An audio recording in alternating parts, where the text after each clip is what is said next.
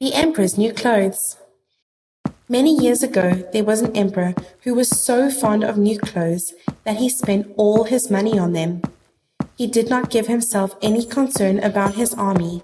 He cared nothing about the theatre or for driving about in the woods, except for the sake of showing himself off in his new clothes.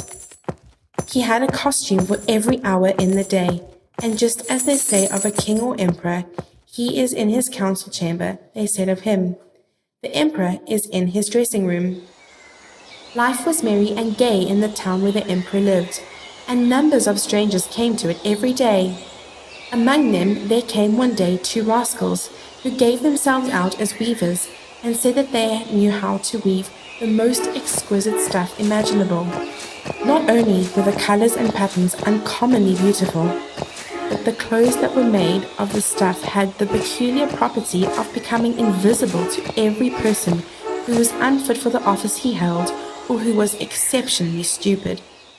Those must be valuable clothes, thought the emperor.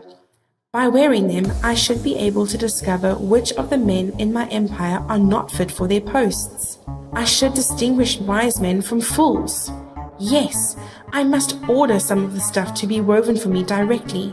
And he paid the swindlers a handsome sum of money in advance as they required. As for them, they put up 2 looms and pretended to be weaving, though there was nothing whatsoever on the shuttles.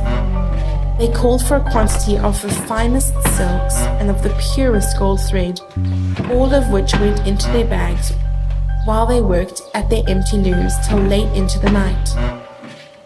I should like to know how those weavers are getting on with the stuff, thought the emperor. But he felt a little queer when he reflected that those who were stupid or unfit for their office would not be able to see the material. He believed, indeed, that he had nothing to fear for himself, but still he thought it better to send someone else first, to see how the work was coming on.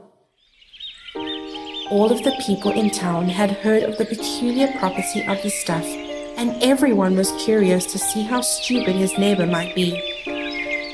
I will send my faithful old prime minister to the weavers, thought the emperor. He will be best capable of judging of this stuff, for he is a man of sense, and nobody is more fit for his office than he. So the worthy old minister went into the room where the 2 swindlers sat working at empty looms. Heaven save us, thought the old man, opening his eyes wide. Why can't I see anything at all?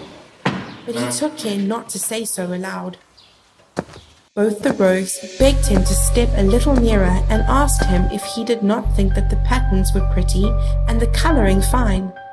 They pointed to the empty loom as they did so, and the poor old minister kept staring as hard as he could, but without being able to see anything on it, for of course there was nothing to see. Heaven save us, thought the old man. Is it possible that I am a fool? I have never thought it, and nobody must know it. Is it true that I'm not fit for my office? It will never do for me to say that I cannot see the stuffs. Well, sir, do you say nothing about the cloth? Asked the one who was pretending to go on with his work.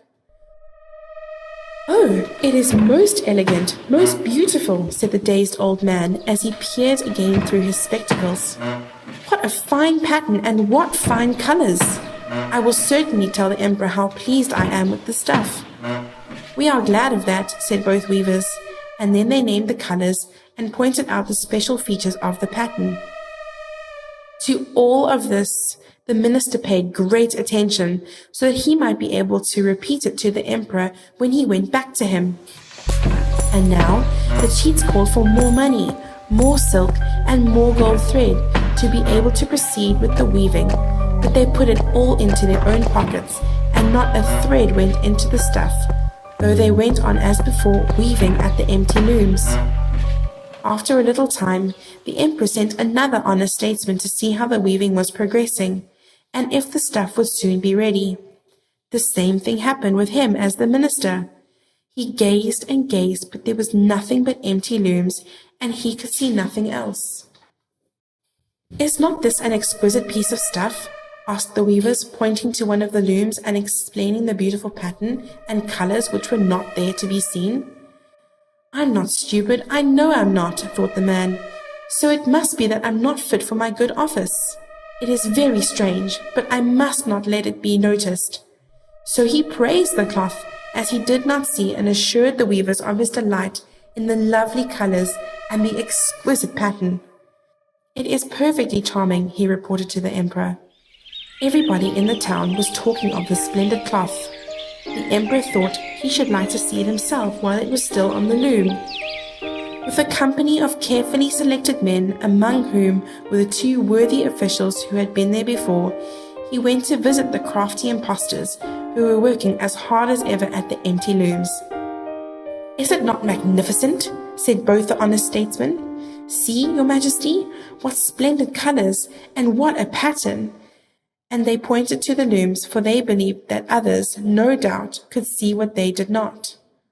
"What?" thought the emperor. "I see nothing at all. This is terrible. Am I a fool? Am I not fit to be emperor? Why, nothing more dreadful could happen to me." "Oh, it is very pretty. It has my highest approval," the emperor said aloud. He nodded with satisfaction as he gazed at the empty looms, for he would not betray that he could see nothing. His whole suite gazed and gazed, each seeing no more than the others. But, like the emperor, they all exclaimed, "Oh, it is beautiful!" They even suggested to the emperor that he wear the splendid new clothes for the first time on the occasion of the great procession which was soon to take place. "Splendid! Gorgeous! Magnificent!" went from mouth to mouth. All were equally delighted with the weaver's workmanship. The emperor gave each of the impostors an order of knighthood to be worn in their buttonholes, and the title Gentleman Weaver of the Imperial Court. Before the day on which the procession was to take place, the weavers sat up the whole night, burning 16 candles, so that people might see how anxious they were to get the emperor's new clothes ready. They pretended to take stuff from the loom, they cut it out in the air with huge scissors, and they stitched away with needles which had no thread in them. At last they said, "Now the clothes are finished." The emperor came to them himself with his grandest courtiers, and each of the rogues lifted an arm as if he held something, saying, "See, here are the trousers. Here is the coat. Here is the cloak," and so on. It is as light as a spider's web. One would almost feel as if one had nothing on, but that is the beauty of it. "Yes," said the courtiers, but they saw nothing, for there was nothing to see. "Will your majesty be graciously pleased to take off your clothes, so that we might put on the new clothes here before the great mirror?" The emperor took off his clothes, and the rogues pretended to put on one garment and then another of the new ones they had pretended to make. They pretended to fasten something around his waist and to tie on something. This, they said, was the train, and the emperor turned around and around before the mirror. "How well his majesty looks in the new clothes! How becoming they are!" cried all the courtiers in turn. "That is a splendid costume." "The canopy that is to be carried over your majesty in the procession is waiting outside," said the master of ceremonies. "Well, I am ready," replied the emperor. "Don't the clothes look well?" And he turned round and round again before the mirror to appear as if he were admiring his new costume. The chamberlains who were to carry the train stooped and put their hands near the floor as if they were lifting it. Then they pretended to be holding something in the air. They would not let it be noticed that they could not see and feel anything. So the emperor went along in the procession under the splendid canopy, and everyone in the street said, "How beautiful the emperor's new clothes are! What a splendid train! How well they fit!" No one wanted to let it appear that he could see nothing, for that would prove him not fit for his post. None of the emperor's clothes had been so great a success before. "But he has nothing on," said a little child. "Just listen to the innocent," said its father. And one person whispered to another what the child had said. "He has nothing on. A child says he has nothing on." "But he has nothing on," cried all the people. The emperor was startled by this, for he had a suspicion that they were right. But he thought, "I must face this out to the end. and go on with the procession. So he held himself more stiffly than before, and as the chamberlains held up the train that was not there at all.